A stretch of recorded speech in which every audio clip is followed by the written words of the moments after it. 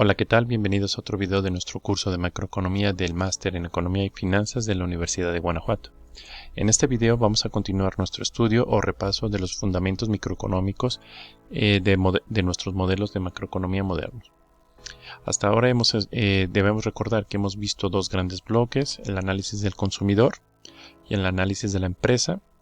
En los últimos dos videos hemos estudiado las decisiones de la toma de decisiones de las empresas en un contexto dinámico. Ustedes deben de recordar que esta toma de decisiones cambia dependiendo si la empresa emite deuda para financiar su actividad productiva o decide ajustar los costos tanto laborales, que es los que vimos en nuestros videos, o de capital. Hay un ajuste temporal cuando la empresa decide despedir personas e incurre unos costos. Debemos recordar de estos par de videos que la decisión de la empresa en el contexto intertemporal, esto es, cuando toma decisiones hoy que afectan a las decisiones de mañana y así sucesivamente. Las decisiones intertemporales con las decisiones intratemporales, básicamente que las decisiones que toma periodo tras periodo sin preocuparse de mañana, simplemente preocupándose por hoy, son equivalentes cuando no existe ajustes de costos. Esto es lo que hemos aprendido de los dos videos, básicamente en la introducción a la decisión de las empresas en un contexto dinámico. Lo que nos toca ahora, antes de hablar del gobierno y su rol con la política fiscal, por ejemplo, es entender la interacción entre empresas y consumidores a través de los mercados. Es necesario estudiar, antes de hablar del gobierno y la política fiscal propiamente, antes de hablar de estos dos temas, introducir el equilibrio de mercado, dado que el análisis del equilibrio de mercado nos dará la justificación teórica para introducir a un gobierno, un ente llamado gobierno, para resolver cierto tipo de cuestiones o problemáticas que se derivan de la dinámica de la economía. Por tanto, es necesario introducir en nuestro programa un tercer bloque, o mejor dicho, he agregado un tercer bloque que llamamos equilibrio de mercado, y estará compuesto por dos a grosso modo, grandes aspectos. En el primer bloque 3.1 veremos las ecuaciones dinámicas que determinan o caracterizan el consumo y la evolución del capital en una economía.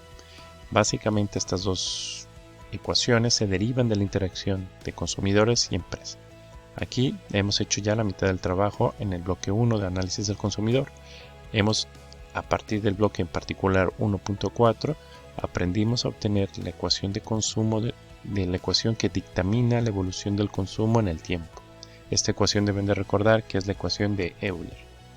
Esta ecuación de Euler es la ecuación de consumo y lo que necesitamos aprender es obtener la ecuación del capital.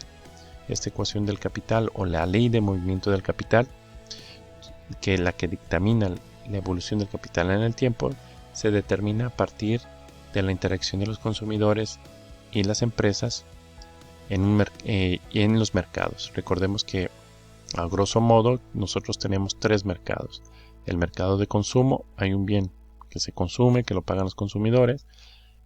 Tenemos un trabajo, que es un bien que los consumidores ponen a disposición de las empresas, y tenemos activos de capital que los consumidores ponen a disposición de las empresas. Tenemos tres mercados y entonces veremos cómo el equilibrio simultáneo de estos tres mercados va a determinar la evolución del capital, o mejor dicho, a partir de esos resultados vamos a obtener una ecuación que nos dictamina la evolución del capital. La interacción entre la evolución del consumo y del capital va a determinar cómo la economía cambia en el tiempo. Entiéndase por economía el Producto Interno Bruto, el consumo agregado, el desempleo o empleo y el ahorro o la inversión en una economía. Cuando obtengamos estas dos ecuaciones, veremos que es complicado obtener una solución cuantitativa o cerrada de estas ecuaciones, y tendremos que hacer un análisis cualitativo para encontrar, si no la solución, sí indicios o intuiciones que nos muestren cómo es que las variables agregadas van a variar conforme hayan tomas de decisiones distintas respecto a la cantidad de consumo y capital en los mercados. Entonces, dicho esto, vamos entonces a introducir el primer video que corresponde al equilibrio de mercado, que se enfocará en obtener las ecuaciones dinámicas consumo y capital en un contexto de mercados competitivos. Los supuestos de este primer video, en el cual es un modelo sinuoso, vamos a hablar que el tiempo es discreto, es decir, que el tiempo toma periodos de 1, 2, 3 enteros hasta infinito. El agente representativo va a vivir como antes infinitos periodos, y en el cual está interesado entonces maximizar la utilidad de la descontada de esos infinitos periodos. Es como recuerden, estamos hablando de una dinastía y nos interesa ahora maximizar el bienestar de mi familia, de esta dinastía, en el tiempo presente. El agente representativo, en este caso, digamos el jefe de esta dinastía en el periodo inicial T, oferta de trabajo, cada uno de nuestros agentes en nuestra economía va a ofertar el trabajo de forma inelástica, sin importar el salario y mayocio. Nuestros agentes van a prestar los activos de capital que poseen con base a una tasa de interés y lo prestan a las empresas, y aquí vamos a mantener el supuesto que hemos visto en los otros videos. Cada agente en nuestra economía es poseedor o posee una empresa, por tanto el número de agentes que van a prestar activos de capital va a ser el igual número de empresas en nuestra economía. La economía es cerrada, y esto significa que no hay flujo comercial ni de capitales, es decir, todo lo que se produce en nuestra economía se va a consumir en esta economía, y todos los capitales que existen en la economía, o mejor dicho, todo el capital físico que existe en la economía es generado a través del ahorro de los individuos y del stock inicial de capital o de activos de capital que tienen los consumidores. Hablar de economía cerrada pues nos permite evitar entrar en temas de modelación más complejos, por ejemplo, considerando flujos de capital que vienen del extranjero, ¿no? La inversión extranjera, por ejemplo, es un flujo de inversión de capital que no vamos a considerar en nuestro ejemplo de este día. Con estos supuestos, el ingreso total del individuo es básicamente la suma de sus ingresos laborales más ingresos por sus activos de capital, donde W es el salario, como habíamos mencionado antes, multiplicado por 1, porque cada consumidor tiene una unidad de trabajo que puede alquilar a las empresas, por lo tanto es redundante poner aquí un 1, y por eso solo aparece el salario. Es el salario por unidad de trabajo, en este caso solamente tendremos W, y es nuestra querida ingreso laboral, más la tasa de interés que le pide a las empresas los consumidores, que le van a prestar a la letra A, que significa su activo de capital. La suma de estos dos flujos corresponde pues al ingreso total del individuo. Con base en este ingreso total, entonces podemos construir nuestra restricción presupuestaria. Ya habíamos dicho que los ingresos están constituidos por la suma de estos dos flujos, y de los cuales, por ejemplo, este ingreso, una parte puede ser ahorrado para acumular más activos de capital. Aquí en pantalla, como en el video anterior, en el video respecto a la decisión de los consumidores en un contexto intertemporal, vemos la restricción presupuestaria de nuestro modelo. El primer término nos dice que la variación, el delta, el triangulito, significa diferencia entre dos periodos de la variable A, que es la definición aquí en pantalla. Entonces decimos la diferencia entre activos en un periodo de otro se debe a básicamente que una parte de mi renta es mi ingreso o renta menos lo que he consumido en ese periodo. La diferencia entre ingreso y gasto va a ser la diferencia de activos, o en otras palabras, nuestro ahorro va a ser directamente lo que va a explicar el incremento, la variación en la cantidad de activos en nuestro modelo. Esta ecuación anterior se puede escribir como la ecuación 1, en la cual hemos simplemente puesto o hemos despejado que el activo de mañana depende de nueva cuenta, mis ingresos menos mi consumo. Como vimos en los videos anteriores, la función de utilidad intertemporal está expresada como la suma de las utilidades en cada uno de los periodos en los cuales viven los agentes, pero descontadas. Es una suma descontada donde el factor de descuento está determinado por el parámetro beta, que toma un valor entre 0 y 1. Por tanto, la elección óptima de nuestro consumidor o individuo representativo está está representada por resolver, encontrar, por tanto, la elección óptima. Por tanto, la elección óptima del individuo representativo es encontrar el conjunto de consumos y activos de capital tales que maximizan el nivel de utilidad de toda la dinastía en el tiempo, sujeto siempre a la regla, o mejor dicho, la restricción presupuestaria que está aquí en pantalla. El método que hemos estudiado a lo largo de estos videos de repaso consiste en el método de Lagrange. Aquí en el video anterior sobre la elección óptima del consumo en el contexto dinámico, estudiamos que el método de Lagrange puede ser modificado al incluir los elementos temporales. Las condiciones de primer orden correspondientes a este problema es la utilidad marginal, o mejor dicho, la derivada de la utilidad respecto al consumo en el periodo t más s, que no es otra cosa que la utilidad marginal del consumidor multiplicado por el factor de descuento, menos el multiplicador de Lagrange. Como hay dos variables de elección, consumo y activos, tenemos una segunda condición de primer orden que estudiamos en el video anterior. Bueno, aquí en nota de pie de página tenemos que UMG representa simplemente la derivada de la utilidad respecto al nivel del consumo. Entonces las ecuaciones 3 y 4 representan las condiciones de primer orden bajo las cuales vamos a calcular o determinar el conjunto de consumos y de activos que maximizan el nivel de utilidad de nuestra agente representativo y por tanto de toda la dinastía.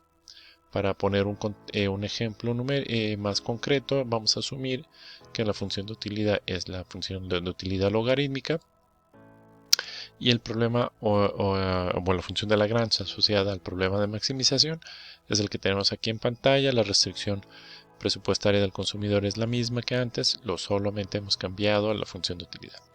Este es el mismo problema que vimos en el video respecto al consumo, el problema del consumidor en el contexto de intertemporal, y por lo tanto simplemente voy a poner aquí en pantalla los resultados de estas condiciones de primer orden. La primera corresponde al consumo, la segunda a los activos en todos los periodos. En el caso del consumo es a partir del periodo inicial y la elección de los activos corresponde a después del periodo inicial. Por eso tenemos un diferencial aquí distinto S. Recordemos que es un indicador de los periodos, años o décadas, generaciones también pueden ser interpretados que pasan en este modelo.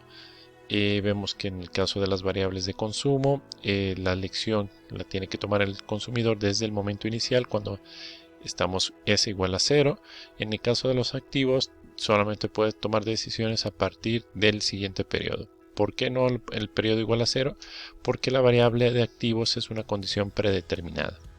Esto quiere decir que los consumidores, cuando inician, digamos, la dinastía inicia ya con unos activos en su posesión. No nos interesa saber de dónde provienen, pero ya estaban en posesión de la dinastía. Y no son variables sobre las cuales, o mejor dicho, esa condición inicial no es una variable en la cual el consumidor pueda determinarla, dado que para él ya está dado.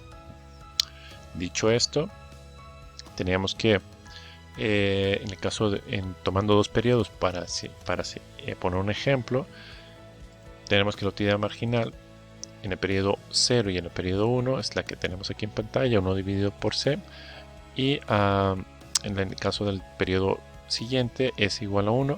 Tenemos que la derivada es la misma estructura, pero multiplicada por el multiplicador por el factor de descuento. Dividiendo las expresiones unido anteriores, tenemos que una expresión que nos vincula la tasa de crecimiento del consumo. Observamos aquí que tenemos el consumo en el periodo siguiente dividido por el consumo anterior. En dos periodos, estamos comparando dos niveles en dos periodos. Por lo tanto, estamos comparando el crecimiento relativo de estas variables y podemos referir a este término de aquí como la tasa de crecimiento de la variable consumo. Está asociada al multiplicador de Lagrange, como explicamos en el video correspondiente del consumo. La ecuación 5 es nuestra... la ecuación 5 vincula pues entonces la tasa de crecimiento del consumo con la del multiplicador de Lagrange. La ecuación o la condición de primer orden respecto a los activos. También podemos hacer el mismo ejercicio a partir de la primer periodo. Tenemos que a partir del primer periodo tenemos que la tasa de crecimiento del multiplicador de Lagrange está vinculada a la tasa de interés de nuestro modelo. Sustituyendo la ecuación 6 en la ecuación 5, como antes, vimos que la tasa de crecimiento entonces del consumo está expresada o depende de la tasa de interés multiplicado por el factor de descuento. Recordemos que hubo una práctica asociada a este problema y en esa práctica veíamos que si la tasa de interés se incrementa, el crecimiento del consumo también aumentará. Y esto es así debido a que el aumento de la tasa de interés hace más atractivo ahorrar.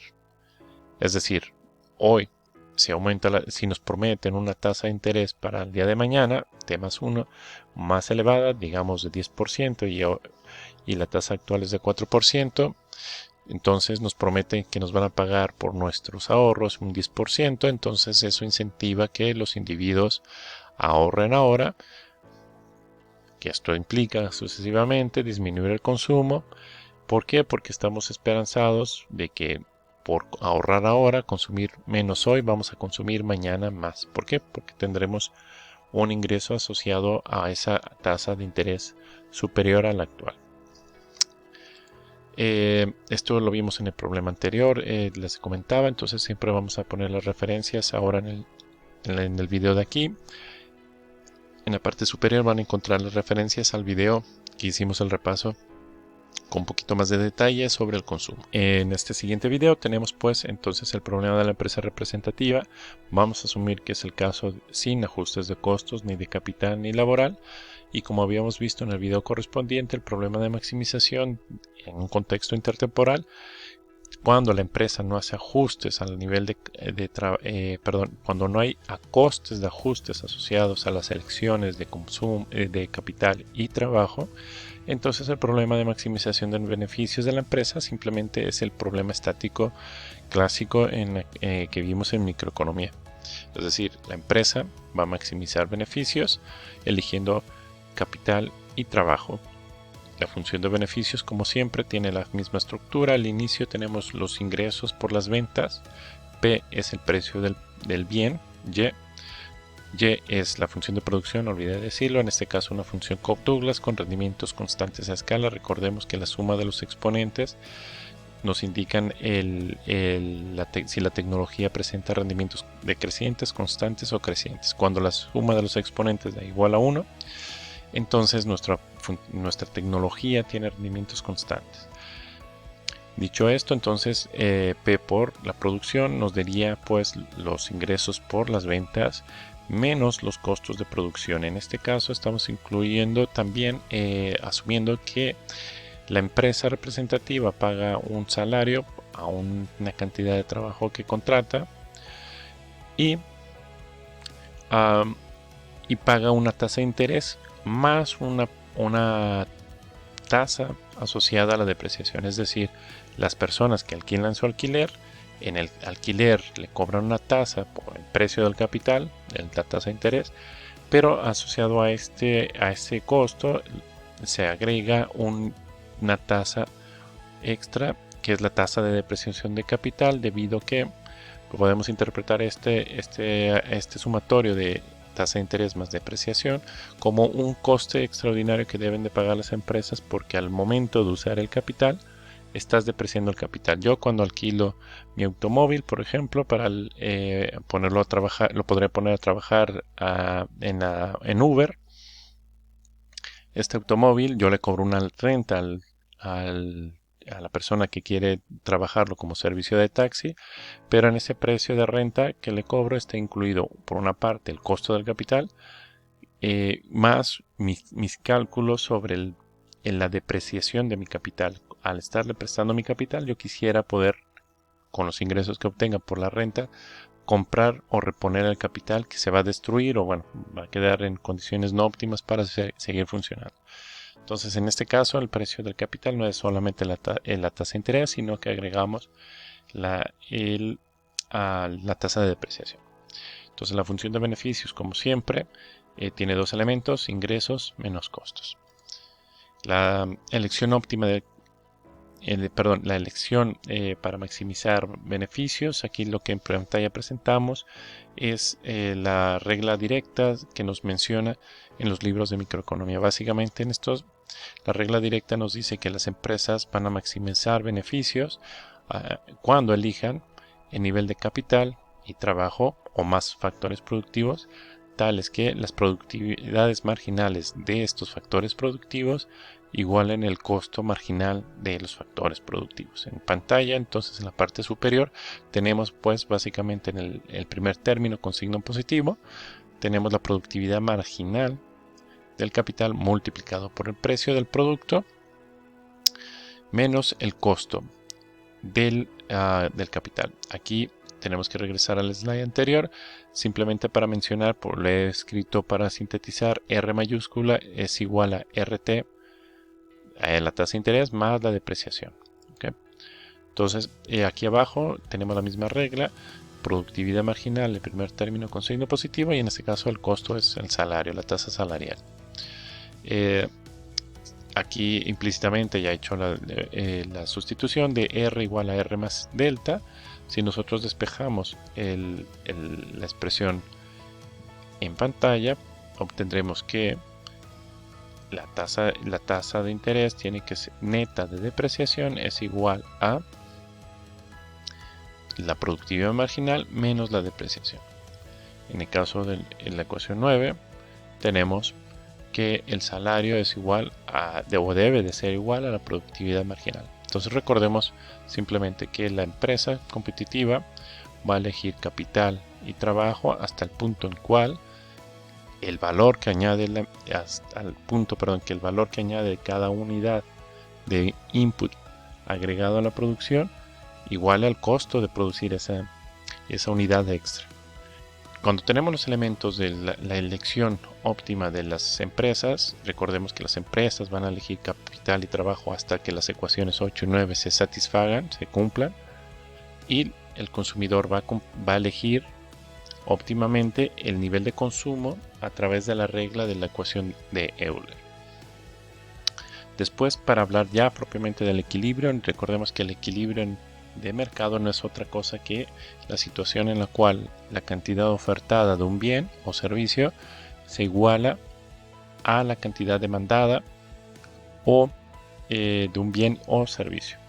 Entonces, esto se aplica tanto para bienes, servicios, como había dicho propiamente, pero también para los factores productivos. Hay un mercado de capital, hay un mercado de trabajo. En nuestro modelo, aquí en clase, tenemos que la ecuación 10, tenemos tres mercados: el mercado de bienes, donde C es el producto de consumo, Y es el producto de consumo y C es la cantidad que desean demandar los individuos en nuestro modelo del producto Y. Aquí tenemos multiplicado los precios, obviamente esto se cancela y básicamente la ecuación 10 quedaría como C igual a Y. El segundo mercado es el mercado de trabajo, donde igualmente la demanda lo hemos expresado al lado izquierdo y la oferta al lado derecho. Observen que la demanda viene determinada por esta L aquí en pantalla, es la cantidad que la empresa desearía contratar. W es al salario que está fijado por el mercado 2, que está aquí en la ecuación 11 básicamente. Y en el lado derecho tenemos la oferta. La oferta está determinada por la cantidad de trabajo que se está ofertando. Observen ustedes en este punto, he señalado en paréntesis que ambos lados de la ecuación están multiplicados por n. ¿Qué significa esto? Pues básicamente que en nuestro modelo, dado que hemos estudiado que los consumidores son propietarios de las empresas y en particular hemos impuesto que cada consumidor es propietario de una empresa, por tanto el número de consumidores es igual al número de empresas.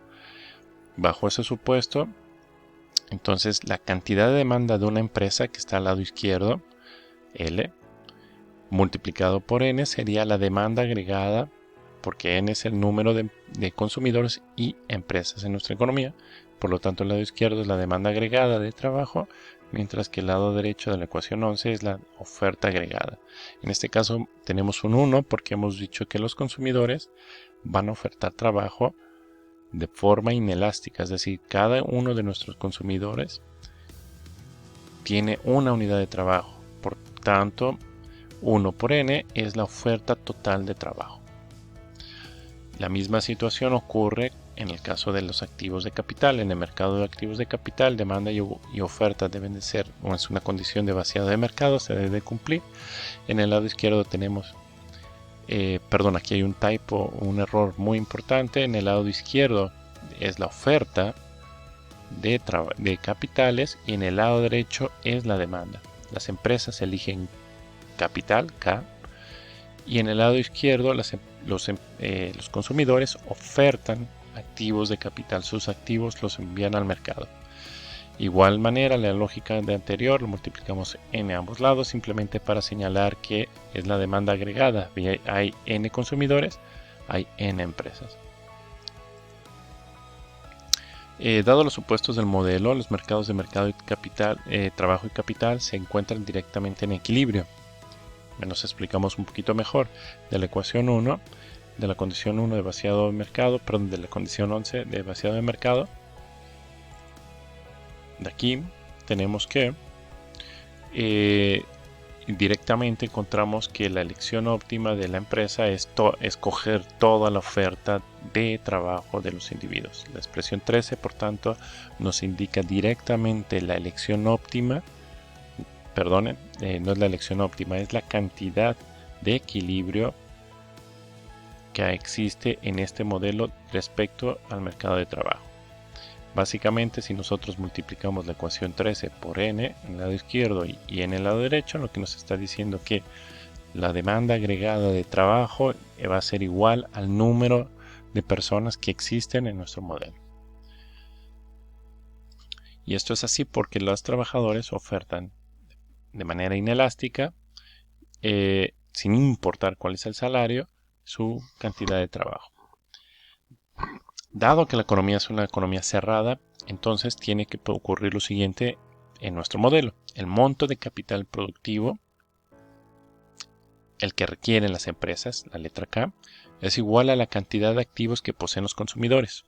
¿Okay? Es decir, no queremos, sino que estamos modelando una economía en la cual no hay desperdicio de recursos, entonces los individuos, los consumidores, deciden o optan por alquilar todos sus activos a las empresas.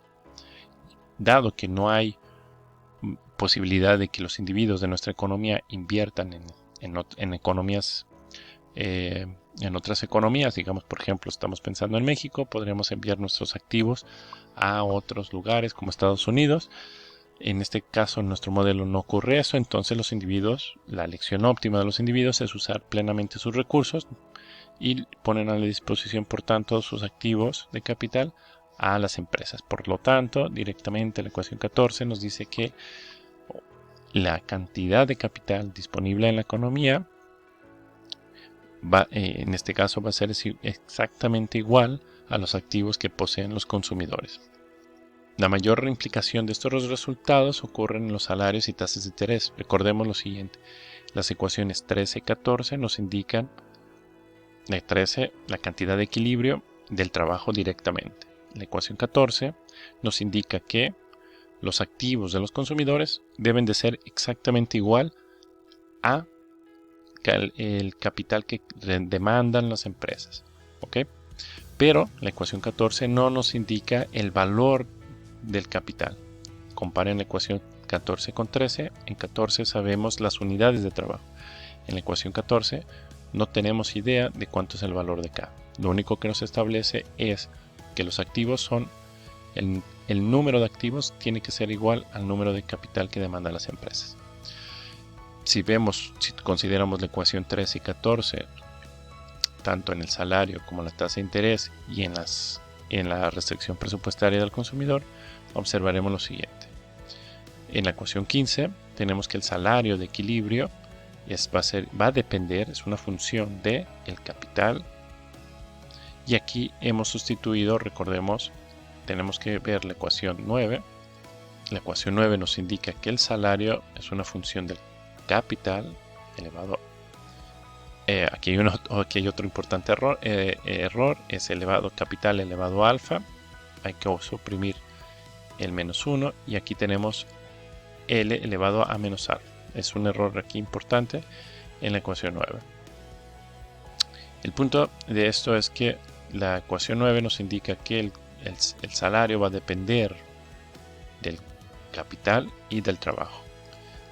Nosotros sabemos por la condición 13 que el trabajo es igual a una unidad. Si sustituimos que L es igual a 1 en la ecuación 11 y tomando en cuenta el typo en las ecuaciones, vamos a obtener que el salario, ecuación 15, ahora depende solamente de la cantidad del capital que existe en nuestra economía. La misma intuición o procedimiento ocurre en la tasa de interés. Tenemos que sustituir la ecuación L, ya sabemos cuánta cantidad de trabajo existe en ese mercado, y lo sustituimos en la ecuación número 8 para obtener 16, que es la tasa de interés. Nos indica que es una función solamente del capital. Por último, en este slide mostramos que dados W y R, ecuaciones 15 y 16, las sustituimos en la ecuación 1, que es nuestra restricción presupuestaria, y tenemos que la restricción presupuestaria que tenemos aquí en pantalla va a ser igual a lo que tenemos en la parte superior de la pantalla. Aquí deben de notar que hemos sustituido la letra A por K, dado que es en equilibrio. Los activos que poseen los consumidores deben de ser igual al capital que alquilan las empresas, y esto lo estamos imponiendo en la restricción presupuestaria y también tomando en cuenta el salario.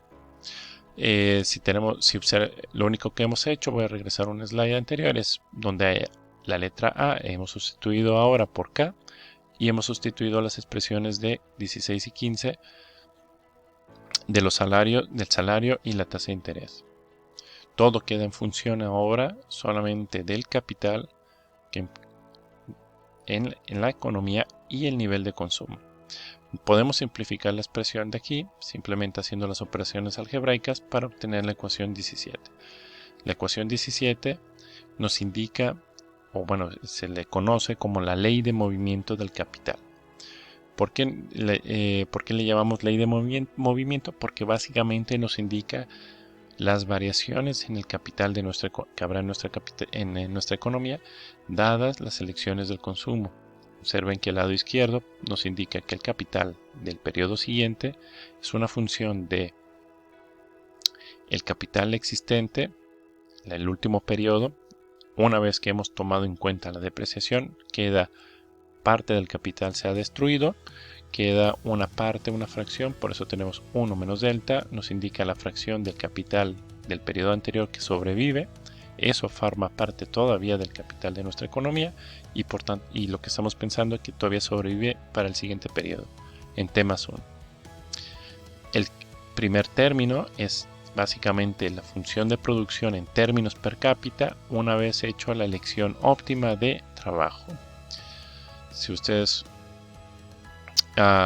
y menos el consumo, básicamente el término K menos C nos está indicando la fracción de la producción total en nuestra economía que no se consume. Por tanto, el capital de mañana va a ser esta fracción de la producción que fue ahorrada más el capital que sobrevivió al periodo anterior. La suma de estos dos términos va a determinar el nivel de stock de capital en el periodo T más 1. Entonces, la ecuación número 17 debemos recordar es básicamente la restricción presupuestaria del consumidor representativo una vez que tomamos en cuenta el salario y la tasa de interés dados la elección óptima de capital y trabajo. Ese es el razonamiento para llegar a encontrar la ecuación número 17.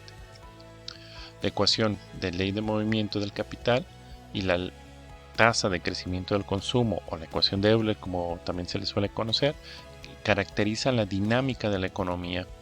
¿Qué quiere decir esto? Básicamente deben de observar que el stock de capital de mañana depende de la decisión del consumo que tomen los individuos el día de hoy. También depende del nivel de capital y la producción que se genera con ese capital de ese periodo.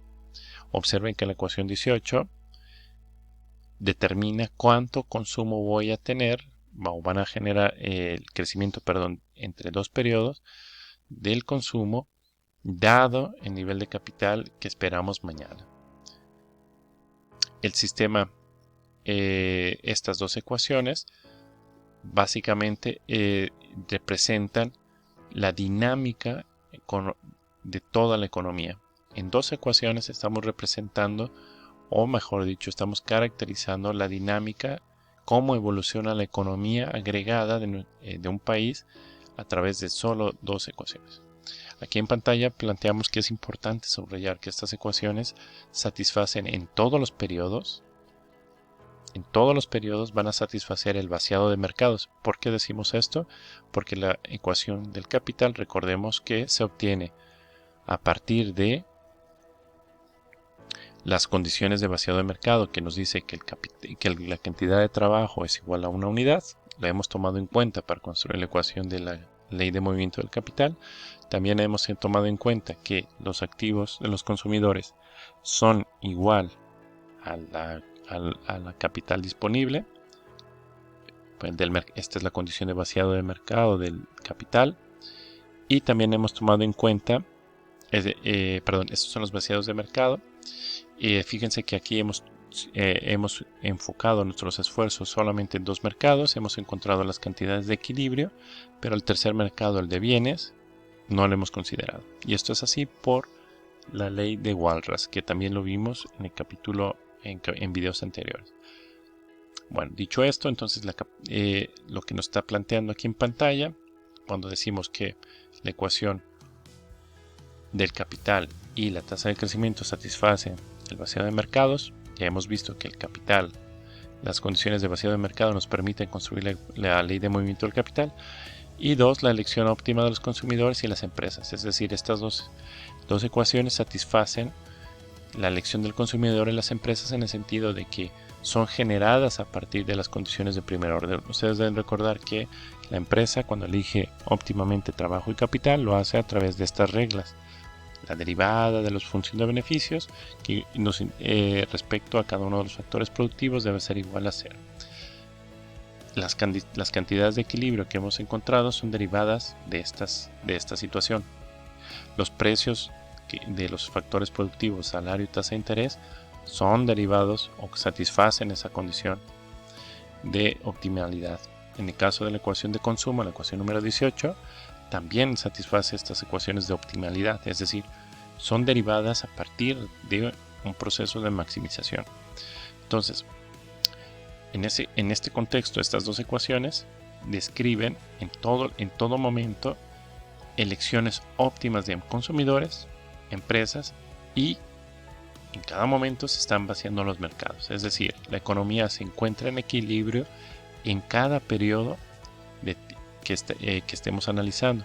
Vamos a llamarle esos momentos como equilibrios de corto plazo.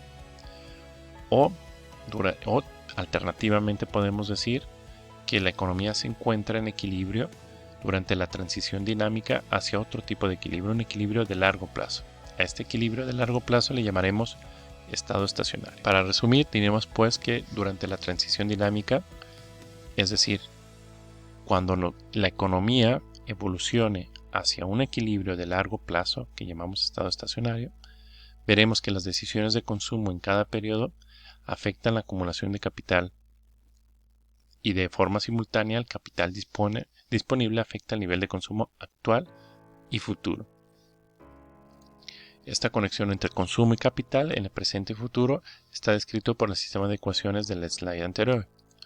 La solución de este sistema de ecuaciones es compleja y en la mayoría de los casos vamos a requerir, mejor dicho, métodos numéricos para encontrar una solución aproximada. Es decir, las ecuaciones, permítame regresar un par de veces, la ecuación 18 y la ecuación de la ley de movimiento de capital son ecuaciones dinámicas, en particular son ecuaciones en diferencias. cuya solución, y es un sistema de ecuaciones en diferencias, cuya solución muchas veces no es posible obtener de forma analítica. Entonces tenemos que emplear métodos numéricos, que quiere decir que tendríamos que usar el ordenador, la computadora, para poder resolver este sistema de ecuaciones. ¿Cuál es la solución de este sistema de ecuaciones? En el caso de en sistemas estáticos, la solución corresponde a un solo valor, es decir, tendríamos un valor de capital y un valor del consumo. En el caso de ecuaciones dinámicas, lo que vamos a obtener como resultado es una serie de valores de consumo y capital para cada periodo que estemos analizando. Es decir, el resultado de un sistema de ecuaciones diferenciales es encontrar una trayectoria en el tiempo de consumo y capital que satisfacen continuamente las ecuaciones que tenemos aquí en pantalla, y estas, al ser satisfechas, también satisfacen el vaciado de mercados, la elección óptima del consumidor y las empresas. Por tanto, resolver un sistema de ecuaciones diferenciales es más complejo que resolver un sistema de ecuaciones estático. Por tanto, necesitamos métodos numéricos, emplear la computadora para resolver este tipo de problemas. En nuestro curso estudiaremos el equilibrio de largo plazo, básicamente el estado estacionario, es decir, como es muy complicado estudiar las soluciones explícitas y a veces no existen estas soluciones explícitas, necesitaríamos métodos de simulación a través de la computadora, les comentaba, para resolver el modelo y estudiar la dinámica o la transición dinámica de la economía desde un punto inicial hasta el punto del equilibrio de largo plazo, para poder, pero esto a veces en nuestro nivel de curso no es posible realizar o emplear estos métodos numéricos, por lo que analizaremos la dinámica de este sistema de ecuaciones de forma cualitativa. Recordemos que cuando estemos hablando de dinámica, estaremos hablando de la transición o trayectoria del al estado estacionario de esta economía. Concluimos este video con este pequeño resumen que estaba aquí en pantalla, y en los próximos videos vamos a estudiar el equilibrio de largo plazo. Encontraremos hacia qué punto la economía se dirige en el tiempo y analizaremos, una vez que definamos o sepamos cuál es el punto de equilibrio, vamos a analizar cómo es la trayectoria de una economía durante el tiempo, cómo se comportan las variables consumo y capital en el tiempo para llegar a ese nuevo, al llegar desde un punto inicial en el tiempo hacia su equilibrio de largo plazo. La transición dinámica o la trayectoria hacia el estado estacionario la estudiaremos de una forma cualitativa a través, como les había mencionado, de métodos gráficos. Espero que hayan encontrado interesante este video, y los espero pues entonces para la continuación del tema en los 2 videos sucesivos.